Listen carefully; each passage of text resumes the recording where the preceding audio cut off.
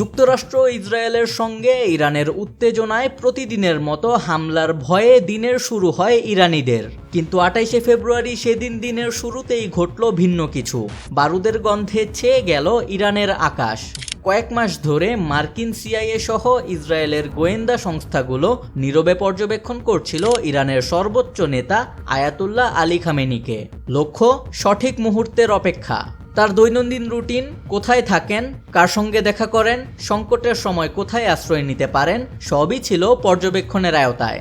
শুধু খামেনি নন, তার ঘনিষ্ঠ রাজনৈতিক ও সামরিক নেতারাও ছিলেন নজরে।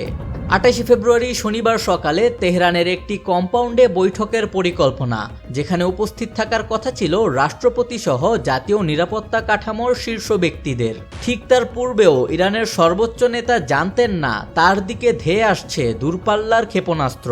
ইসরায়েলি একটি সূত্রে জানা যায়, দিনের আলোতে খামেনি নিজেকে তুলনামূলক নিরাপদ মনে করতেন।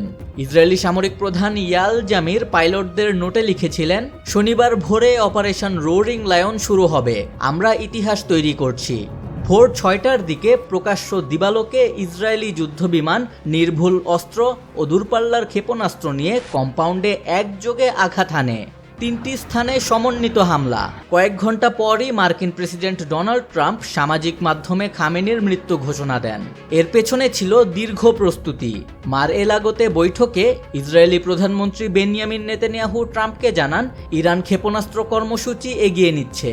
এরপরই মধ্যপ্রাচ্যে পাঠানো হয় বিশ্বের বৃহত্তম দুটি বিমানবাহী রণতরী, শত শত জেট, সাবমেরিন। একই সঙ্গে চলছিল কূটনৈতিক প্রচেষ্টা, পারমাণবিক চুক্তির আলোচনা। কিন্তু ওয়াশিংটনের দাবি ছিল ইরানের স্থায়ীভাবে সমৃদ্ধকরণ কর্মসূচি বন্ধ করা। জেনেভায় চূড়ান্ত আলোচনার পর ট্রাম্প কঠিন সিদ্ধান্তের ইঙ্গিত দেন। তিনি বলেন, আমাদের বড় সিদ্ধান্ত নিতে হবে, সহজ নয়। এই অভিযান দেখিয়ে দিল ইসরায়েল ও যুক্তরাষ্ট্র ইরানের ভেতরে কতটা গভীরভাবে অনুপ্রবেশ করেছে এবং সুযোগ এলে তারা কত দ্রুত পদক্ষেপ নিতে পারে। কিন্তু প্রশ্ন হলো, এর পরিণতি কি? নেতৃত্বের শূন্যতা, আঞ্চলিক অস্থিতিশীলতা, নাকি নতুন এক সংঘাতের অধ্যায়? একজন নেতাকে সরিয়ে দিলেই কি হুমকি শেষ হয়, নাকি শুরু হয় আরও অনিশ্চিত ও বিপজ্জনক এক ভবিষ্যৎ? সিটিজেন্স ভয়েস, দেশ ও মানুষের সংবাদ।